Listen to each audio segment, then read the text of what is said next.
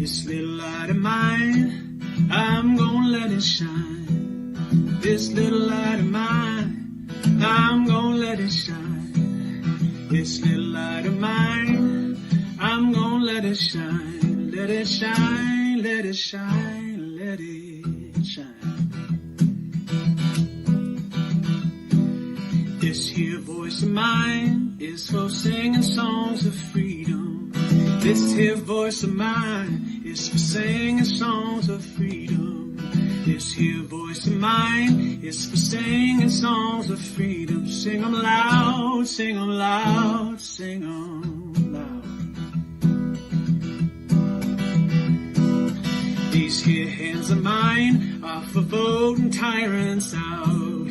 These here hands of mine are for voting tyrants out. These here hands of mine are for voting tyrants out. So vote 'em out, vote 'em out, vote 'em out. These here feet of mine march me to the polling station. These here feet of mine march me to the polling station. These here feet of mine march me to the polling station. Here I go, here I go, here I go.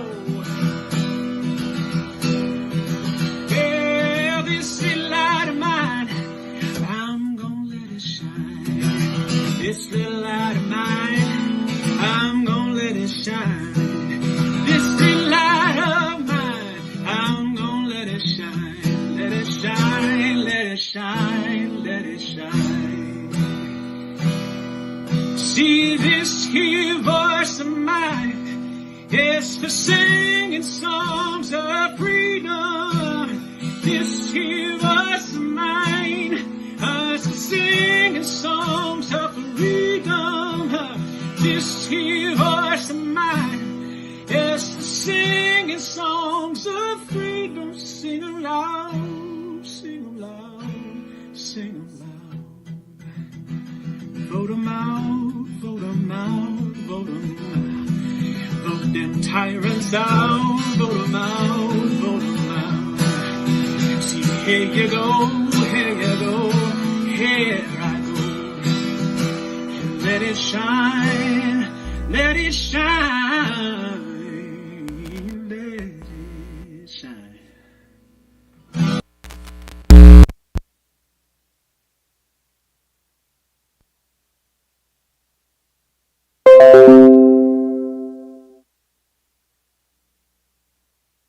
Welcome. Good afternoon, good evening, wherever you are, and welcome to Freedom Church of the Poor this week. We're so glad that you're joining us, whether it's in the Zoom room, whether it's on social media now, or whether it's on social media later this week. We're just so happy that that you're here, that you've joined us for this time that we have together. So tonight we're starting a new season together. We'll be doing a 3-week series on projects of survival, and we're excited to have some great preachers here tonight with us. As always, we'll be lifting up prayers of the people. So if you have prayer concerns, please put those either in the chat if you're on Zoom or in the comments on Facebook, and we'll be lifting those up in prayer later in the service.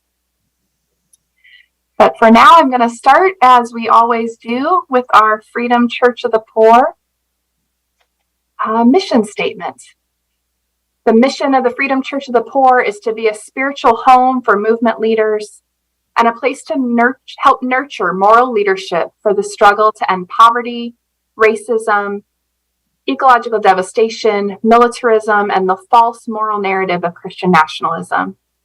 We reject the religion of empire, which blames the poor for their poverty, pits poor and dispossessed people against each other, and promotes the false narrative that poverty cannot be ended, but only alleviated through charity. The Freedom Church of the Poor began meeting in March 2020, just as the COVID-19 pandemic was breaking out in the U.S. And we come together in these times out of necessity to help end a system that is killing us. We are a network of workers, poor folks, pastors, organizers, thinkers, and fighters. And we are bound together by our conviction that the world does not have to be this way, and that this is not as good as it gets, because God has created abundance for all, not just for a few. We are interfaith, interspiritual, and non-religious, and come from every region of the country. And we welcome all who wish to be part of this movement and all victims of empire.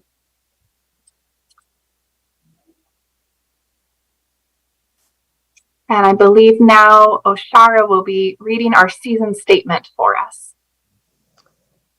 Projects of Survival. Projects of Survival are programs of mutual support that enable leaders and communities to engage in movement building. Such projects emanate from the activities that people are compelled to do to survive that can be politicized and organized on a mass level. Join us in this 3-week series to learn about projects of survival in the Bible and in our movement today.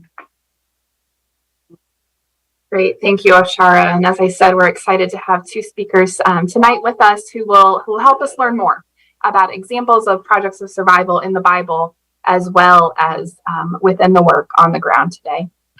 And one of those preachers is very familiar to Freedom Church of the Poor, Aaron Scott, who's also going to be leading us in our land recognition. Hey, everybody. Land recognition. We, the Freedom Church of the Poor, gather on lands tended for countless generations by peoples who over the last 5 centuries have been dispossessed, displaced, and to whom colonizers and their descendants have tried to deny humanity.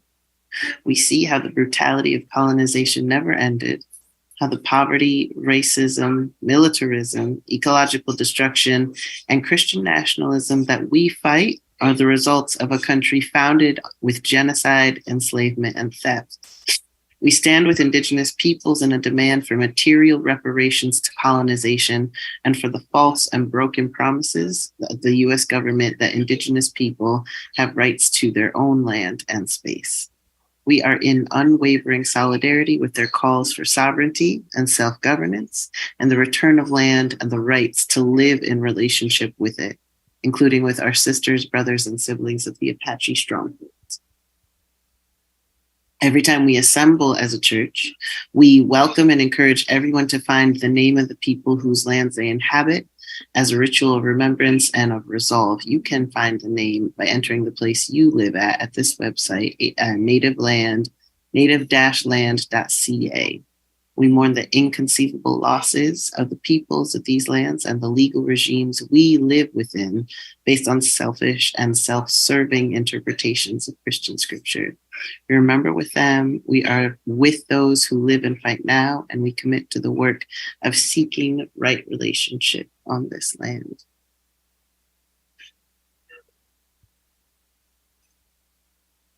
Thank you, Aaron.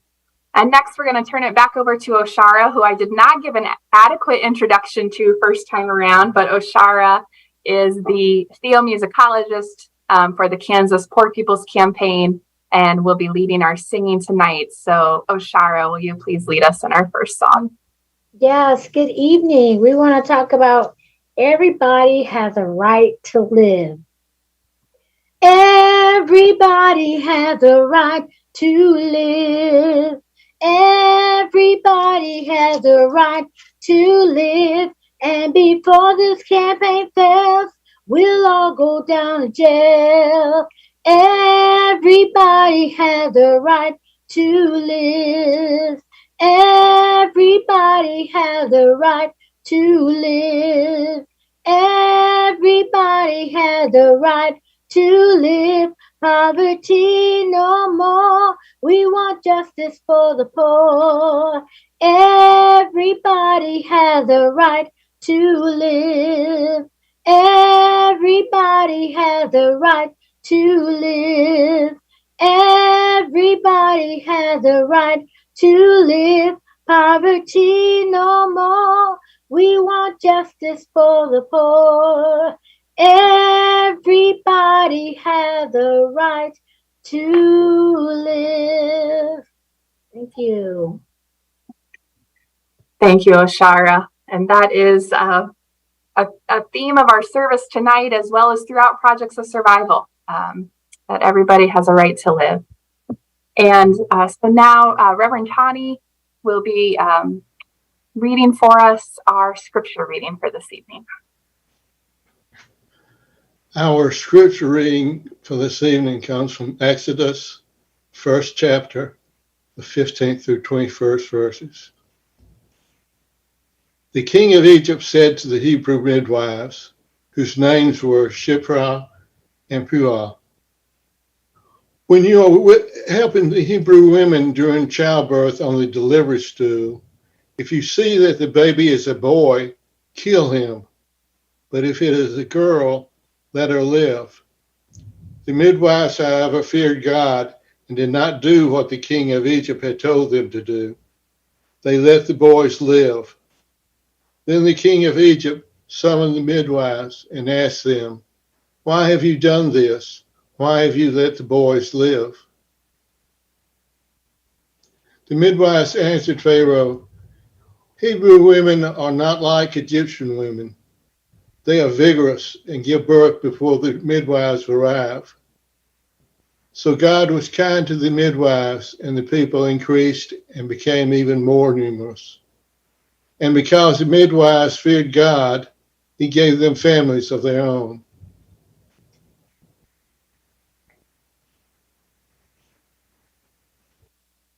Thank you, Reverend Tani. As I mentioned before, one of our preachers tonight is not only a regular here at Freedom Church, but one of the founding members of Freedom Church of the Poor. Aaron Scott is a rural organizer, street chaplain, preacher, teacher, and writer. He's been involved with Kairos Center since 2007 and helps lead Kairos's work in countering white Christian nationalism. Graduating from Union Theological Seminary with his MA in Biblical Studies in 2009, Aaron went on to co-found Chaplains on Harbor, a parish of 600 poor, homeless, and incarcerated leaders in Grays Harbor County, Washington. His published work includes essays in Jesus Led a Poor People's Campaign, Sermons from the Movement to End Poverty, We Cry Justice, Reading the Bible with the Poor People's Campaign, and his forthcoming book, Allegiance, a Grassroots Guide for Countering White Christian Nationalism. So be on the lookout for that. Aaron is a second-generation preacher and a third-generation organizer of the working class. He lives in Tacoma, Washington with his son, his partner, and a whole bunch of family. And we're blessed to have Aaron with us tonight to bring a word to us. Aaron? Thank you so much, Jess. Thank you, Freedom Church family and everybody tuning in online. I hope we get Jess joining us soon. I'm really looking forward to hearing more about Rural Organizing Project and their work around survival and dignity. I wanted to talk mostly about this text. It's one of my favorites. Exodus is maybe my favorite book, and this is easily in the top 3 of my favorite texts passages within Exodus. Is a story of Shiphrah and Puah. I think what I want to start with is a little policy analysis on what Pharaoh is trying to do here, because we love to do policy analysis in the Poor People's Campaign, and I just want everybody to remember that is, if it sounds like a fancy set of words, it just means what's really going on here. What is the flex? What is the flex that they're trying to pull right now? What is the con that Pharaoh, that the powers and principalities of his time and our time, what is the con they're trying to run on us? That is what policy analysis is a lot of the time, unless we're pushing our own. But looking at this story and the resistance of the midwives, there's 2 main things that jump out for me when I think about what Pharaoh is trying to do. I think the first thing with this order that he gives to the midwives that they disobey, this order to kill all of the Hebrew baby boys, he wants to outsource the dirty work of maintaining an empire. He wants to outsource the violence to these midwives.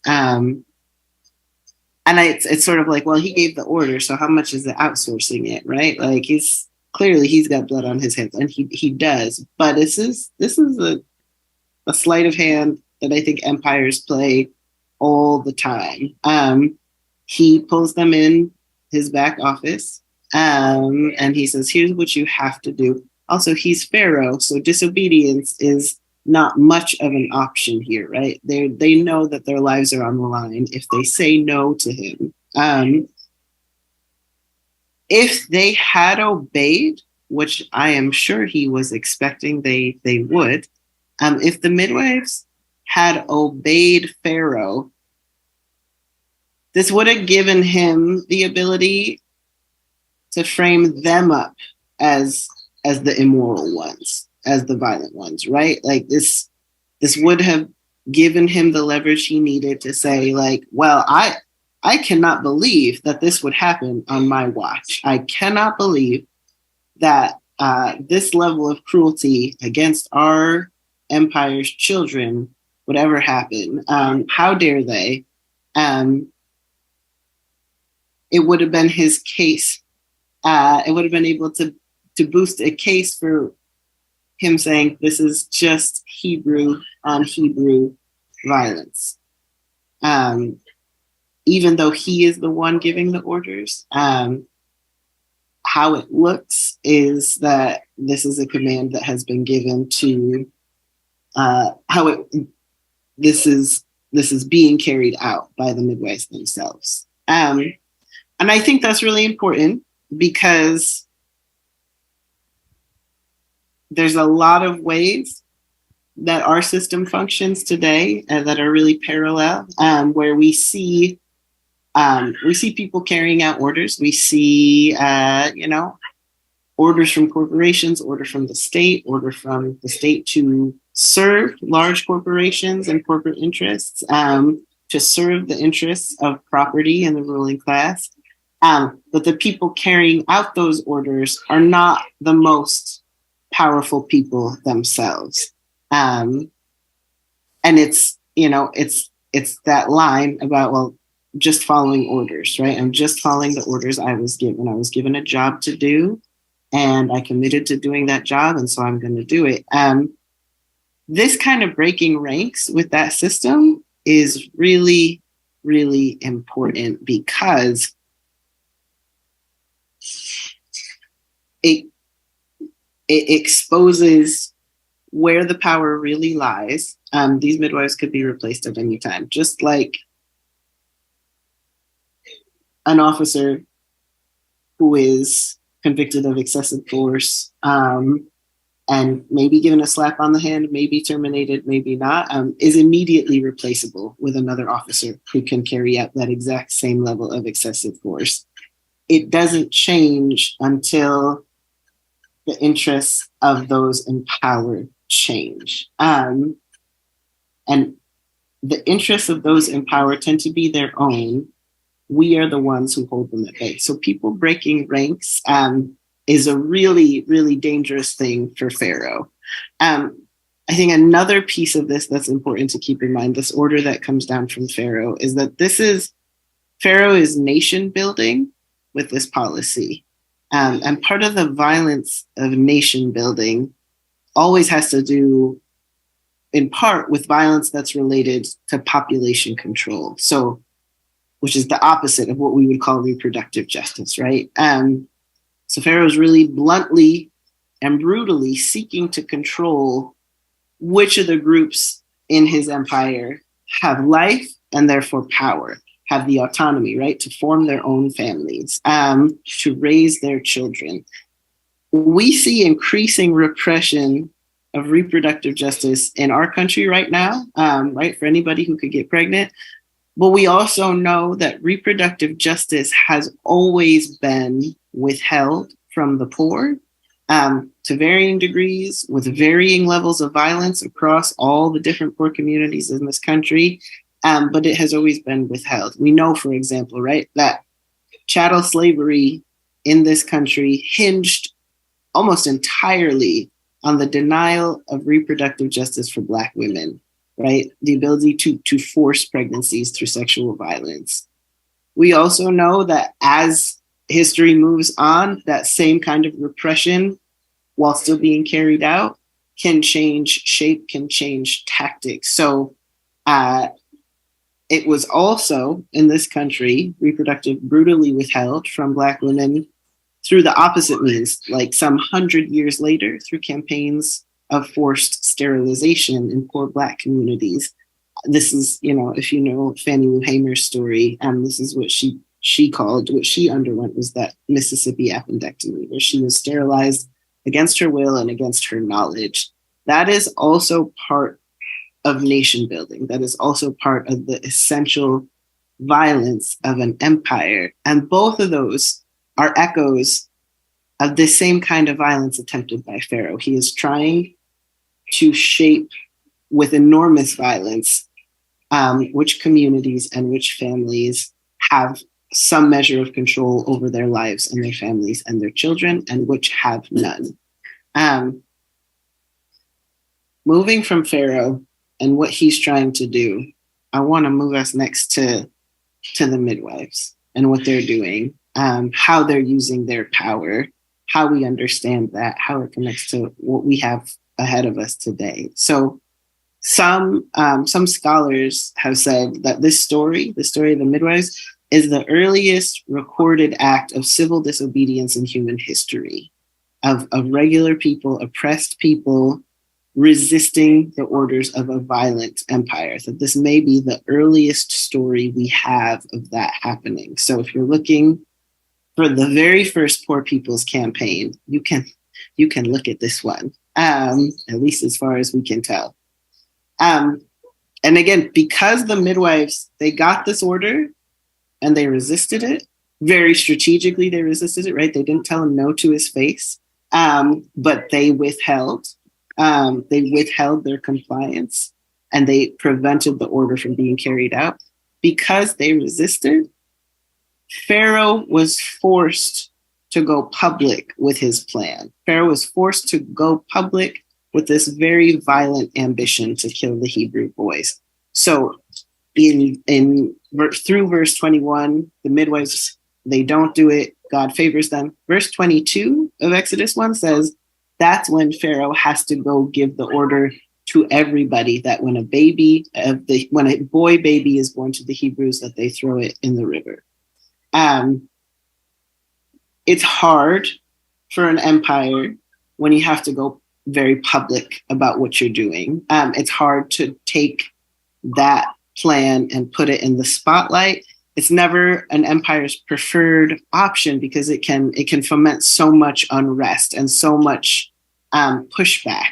It's much easier for Pharaoh to push state violence as a backdoor, kind of out of the spotlight policy, or even just a backdoor deal, not official policy. This is an order he's given to midwives. It's not written down in a legal code somewhere until he has to issue this public decree. And we know that once Pharaoh is forced to go public with this violence, all kinds of people, including eventually his own daughter, who goes to lift baby Moses out of the water, are ready to disobey because it is so clear how egregious this is.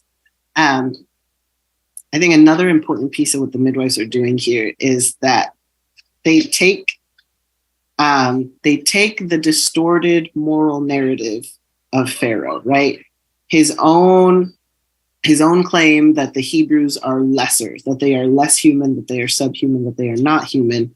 They take this and they kind of spin it against him, right? When they're talking about the Hebrew mothers and how those women give birth, they use very disparaging language, which is probably the same language that Pharaoh himself would use to describe the Hebrews. They talk about the Hebrew mothers as breeders, basically, right? That like, oh, sorry, Pharaoh, like these women, they just keep having babies. They're real fast. They're just cranking them out. They're not as ladylike. They're not as sensitive to pain as the Egyptians. They don't wait for the midwives with like our remedies and our, herbs that help with pain control. Like it's just, they're there before we even have a chance to get there. And I think that is brilliant. And I think that is something that we see in our movement lineage happen a lot.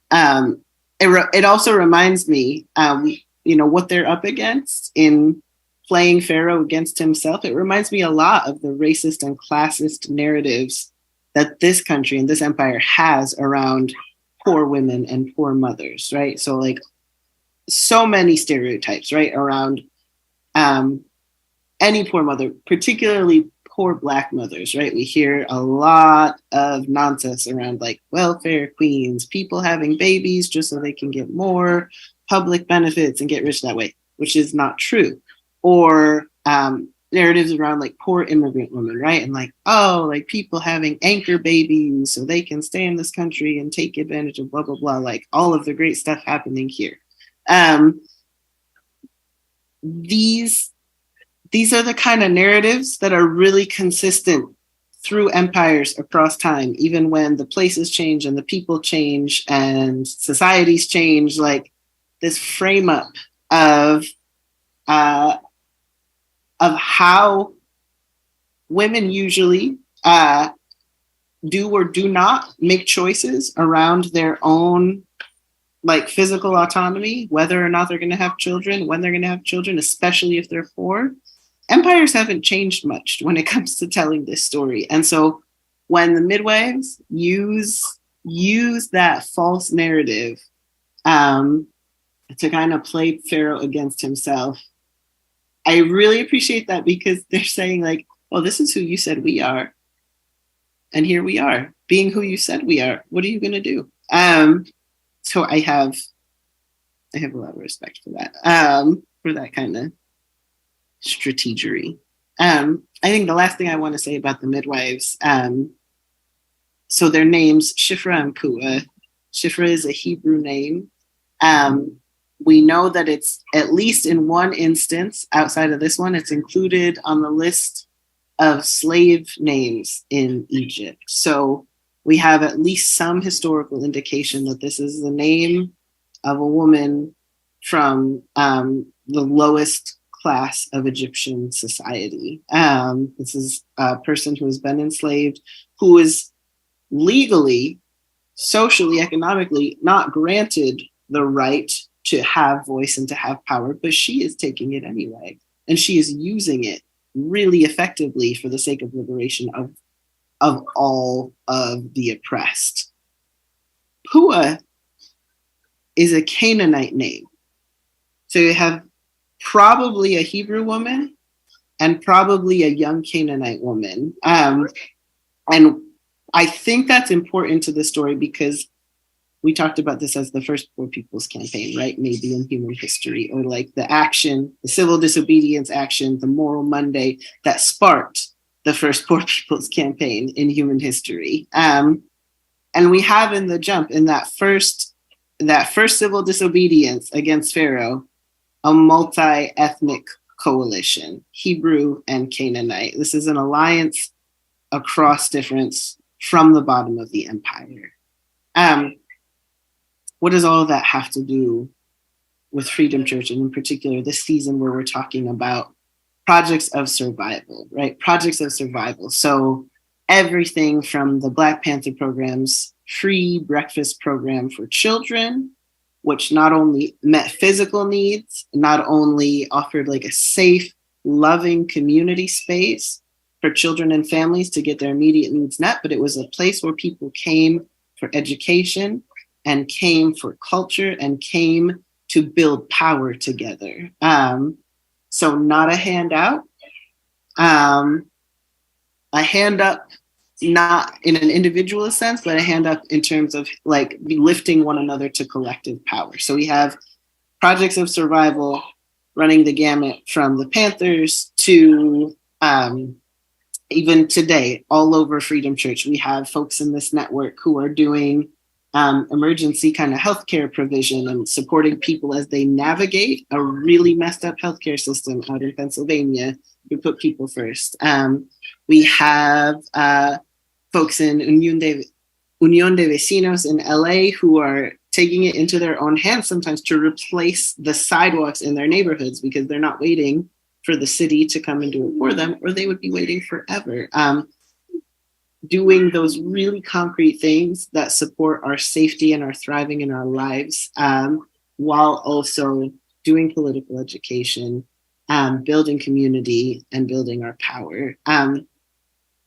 Like this story, like the Hebrew midwives and what they're doing in this story, our projects of survival today are often at odds with the laws and policies and priorities of empire. That's actually why they exist in the first place, right? Because our lives, our communities, our people are not prioritized. And we therefore have to take matters into our own hands and say, we have to do something. We're not just going to lay down and die. Projects of survival form as a direct response to survival crises: hunger, the drug war, incarceration, criminalization, homelessness, healthcare denial, all of it. So because you are responding to these crises, and because you're going to be usually at odds with the priorities of the imperial order, when you run a project of survival, the chances are you're going to have to navigate some really tricky stuff, like the midwives did, right? And so when you're navigating, my experience running projects of survival, whether it's feeding programs or emergency shelter programs or supporting people who are incarcerated, you're going to have to navigate being out of compliance and do it very skillfully, and just pray that God is on your side as you do it. And I have found that overwhelmingly God is, because I don't know how we were able to do some of the things that we managed to do. At Chaplains on the Harbor, one of the things we had to establish early on for all of our projects of survival was to assert our sanctuary status. So we were a partner with the Episcopal Diocese of Olympia, and you probably know stories about how folks navigate the immigration system and partnering with faith communities to claim sanctuary status for people who are pursuing status of like full citizenship here, but who are currently undocumented and trying to not be deported.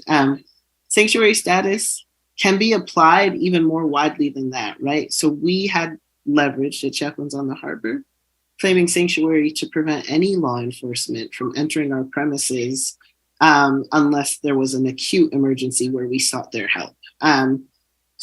If we hadn't done that, we wouldn't have been able to run any of our programming, because our community of mostly rural, really poor, heavily criminalized people were all dealing with really complicated legal situations. And if we had partnered with law enforcement, there would have been regular warrant sweeps during our feeding programs. I see Debbie put in the chat, Romans 8:31. Yeah. So I think part of what's important for projects of survival to keep in mind is that there's not going to be an easy, direct opening ever in negotiating with authority. That to be prepared that it will be a fight, and you will have to be very strategic about how you do it in order to protect and defend your community and build power. And part of that, all of that, is actually simply because we are already on the wrong side of the law by virtue of our existence in poor communities a lot of the time. We are already having to do things that are not legal to survive. We have already decided that we deserve life anyway, and we're going to get it one way or another. And so projects of survival come out of that individual survival response, and they become socialized and more politicized to say, actually, we are not the problem here. This system is the problem. What we are doing is illegal only because this system is unjust and wants poor people dead.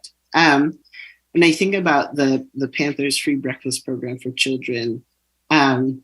I pulled up this background on it and the way it was targeted by the FBI. So despite its successes, federal authorities attempted to discredit and derail the free breakfast program. Among other actions, authorities targeted the party with rumors of poisoned food and raided breakfast program locations while children were eating. The program gained FBI Director J. Edgar Hoover's attention because of its success in gaining the support of many Black children and liberal white people. The FBI would view the program as a threat because of its appearance, quote, as a front for indoctrinating children. And J. Edgar Hoover himself wrote that the program represented the best and most influential activity going for the party, and as such is potentially the greatest threat to efforts by authorities in the United States. This was the drive. The success of the free breakfast program for children as a project of survival was what drove the FBI to target the Panthers at every turn and discredit and destroy the party. So because of the free breakfast program, the FBI and federal agents were documented in harassing and discrediting the program, the people it benefited. Police raids were documented at program sites. The US government, though, because it was so successful, was forced to recognize its success and would soon implement a national breakfast program of its own built on the framework of the Panthers innovation. So we have free school lunch now because of the Panthers breakfast program. It was that powerful. When I think about all of our various histories around projects of survival, I think that this text says so much about the kind of leadership and the kind of strategy and the kind of courage that it takes. And I look at the midwives and I look at the people leading this work today and who have led it throughout history in this country and the world. I really do, not to sound too woo-woo, over spiritualized, I really do think God looks with favor on this kind of work, because there's just no other reason I can explain why we have been able to get so much done with so much at stake and navigating such dangerous situations with such enormous success. I have felt many a time that God's own hand was covering and sheltering us as we did this work, because certainly the powers of this world were not. So that's all I wanted to share. Amazing, Erin. Thank you so much. Yeah, just really appreciate that. I learned so much. Very thankful. After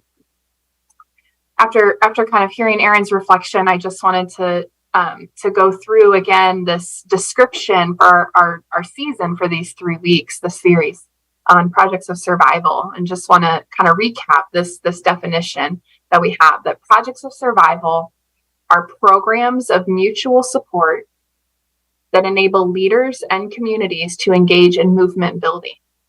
Such projects emanate from the activities that people are compelled to do to survive, and that can be politicized and organized on a mass level.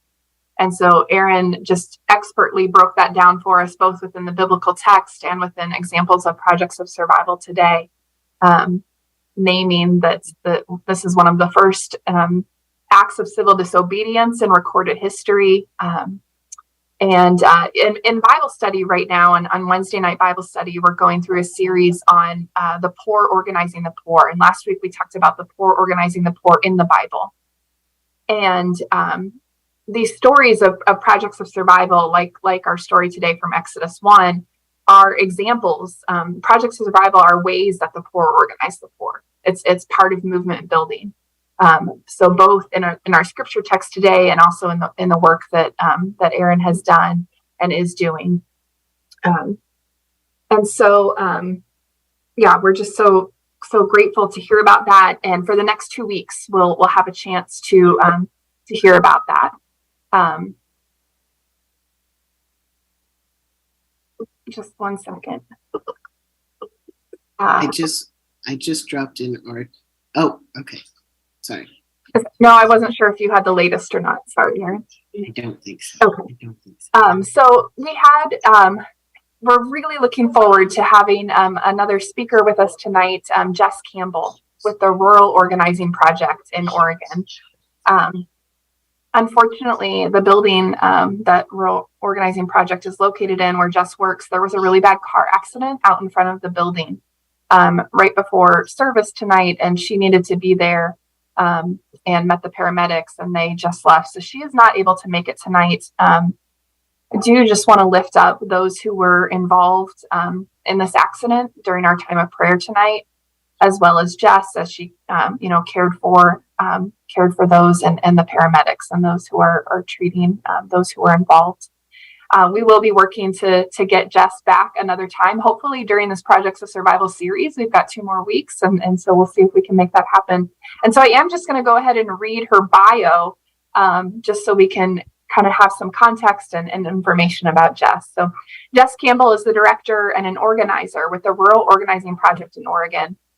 Jess grew up in a working poor family in the rural Timber County of Oregon and began organizing in high school. Jess brought together a group of students to confront the poverty draft that was pulling more than 80% of graduates into the military and the wars in Iraq and Afghanistan.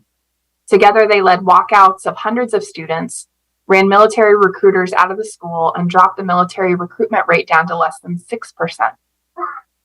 As a staff organizer of Rural Organizing Project since 2011, Jess has worked with the most rural communities in every corner of Oregon to lead statewide collective action to save post offices and libraries, to confront white nationalist organizing, and to advance experimental campaigns at the intersections of racial, economic, social, and climate justice.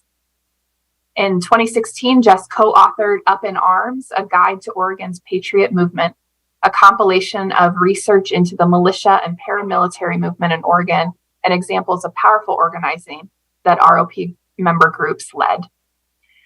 So just wanted to make sure that we, lifted up Jess and encourage you to check out that book, Up in Arms, a guide to Oregon's patriot movement. And like I said, we will work hard and hope to have Jess back here really soon to talk with us. We got to meet with Jess earlier this week and just was blown away by the work that they're doing in Oregon with Rural Organizing Project and what they were going to share. And so really hoping that we can make that happen another time. But at this point in time, it is time to turn to our prayers of the people. And so if you do have prayer requests, invite you to put those in the chat or in the comment section. And I will be leading us in our prayers this evening, and we will continue to remember those who were involved in this accident outside of Rural Organizing Project's office, as well as Jess, paramedics, and other medical staff who are caring for the folks involved. Let us pray. Merciful God, you have promised us that nothing at all can separate us from your love, and especially not the theologies and actions of empires.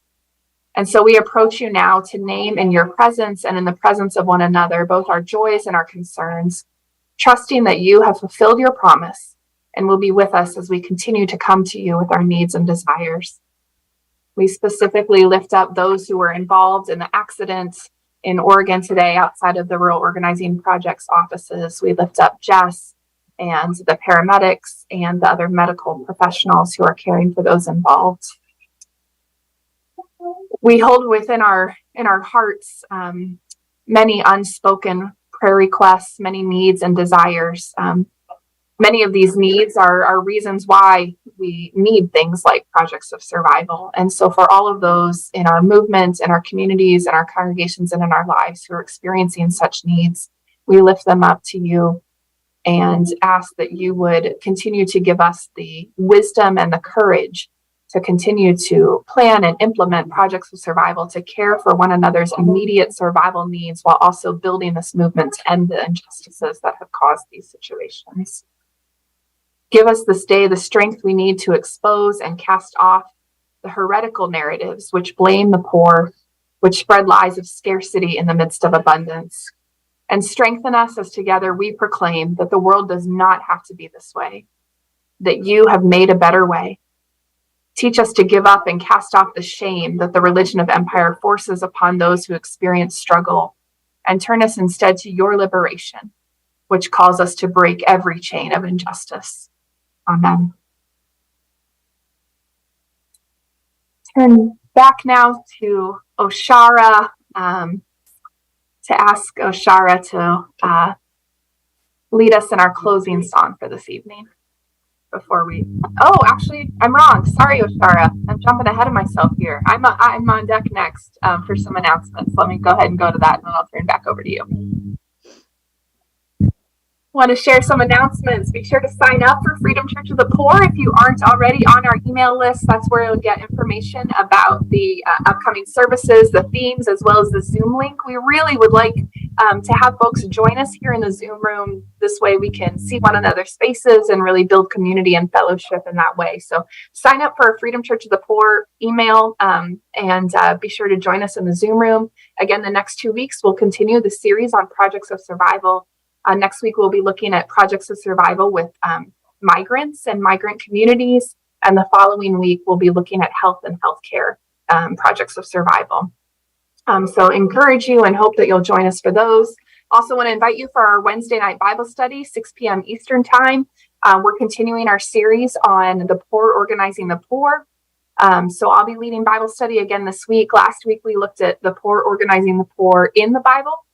And this week, we're going to be looking at the poor organizing the poor with the Bible. So looking at some examples today of how organizations in our movement are utilizing the Bible in their organizing to organize the poor in their communities. And also excited to announce the launch of a new course through the Kairos Center called It's Kairos Time, Crisis and Opportunity. You can find this course at kairoscenter.org/courses. Or just visit kairoscenter.org. It's one of those sliders at the top of our website. You can click right on to enroll in the course. And this is a quick and free self-paced course to introduce folks to the work of the Kairos Center and our theory of change. And so we hope you'll check that out. And after you've checked it out, share it with others who you think might be interested in that. And we look forward to offering some more courses here later this fall. We've got some great ones in the works, including one that Aaron and I are working on together with some other great leaders. So I'm looking forward to letting you know more about those in the near future. And now I will turn it back over to Oshara to lead us in our closing song. Hey, good to be here. I just want to say thank you for sharing the word that you shared. So many things came up, especially when you shared about the Black Panthers, because I didn't learn about them till I'm an adult. And I'm like, oh my God, I was given one idea in school, and then learning about them on my own has been really amazing. But this song is Keep On Moving Forward. So in spite of what Aaron was talking about, that we can keep moving forward no matter what it looks like, because we win.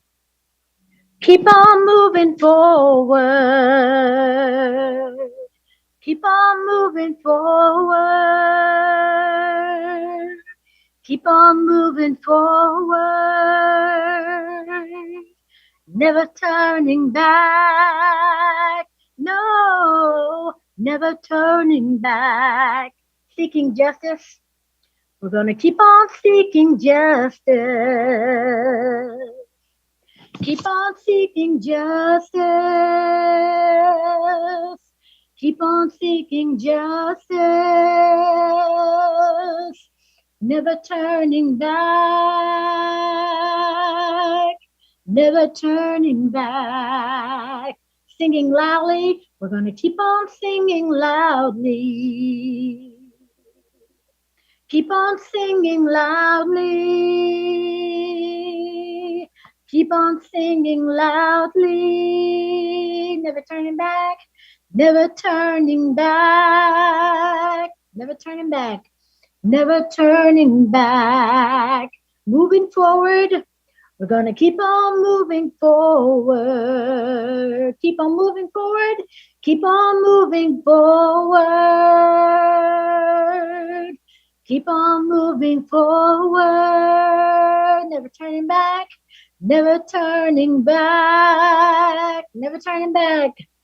never turning back, never turning back, never turning back, never turning back, never turning back. Thank you for sharing. Appreciate you all. Awesome. Thanks so much, Ashar. I love that song. Love when I get to hear you lead it for us. So thank you so much. We did have another prayer request that came in that I missed. And so I just want to name that and to let you know that you can continue to add your prayer requests to our Facebook comments on our Facebook Live event. We do go back and look at those comments and continue to hold these needs in prayer. The request was that there are many folks in the Kansas City area where I am, and a few others that are leading or that are here in the Zoom room with us today. We had a bad storm a couple days ago, and quite a few thousand people still without power on day 3 without power. So please continue to hold those folks in your prayers as well. And now we will turn it over to Aaron for our benediction. Thanks, Jess. Thanks, Oshara. Thanks, everybody. And just go in peace to love, serve, and defend the people constantly as the Hebrew midwives defended the Hebrew babies, as the Good Shepherd defends the sheep from the wolves. Blessings.